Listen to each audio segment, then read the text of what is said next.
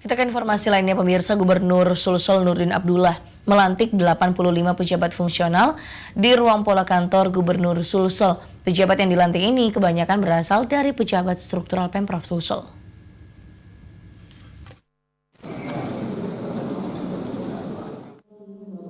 Menjelang akhir tahun, pemerintah provinsi melakukan pelantikan pejabat fungsional sebanyak 85 orang. Kebanyakan pejabat yang dilantik ini merupakan pejabat struktural lingkup Pemprov Sulsel. Gubernur Sulsel Nurdin Abdullah mengatakan sebanyak 13 pejabat struktural meminta dirinya dilantik menjadi pejabat fungsional. Pejabat tersebut merupakan hasil dari asesmen yang telah dilakukan pihak Pemprov sebelumnya. Eselon 4 tidak ada, semua fungsional.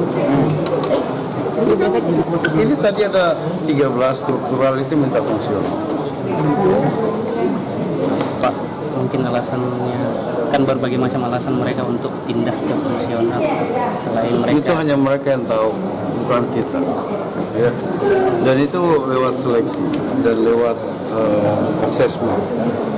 Jadi mereka itu asesmen untuk mengikuti seleksi untuk menjadi fungsional.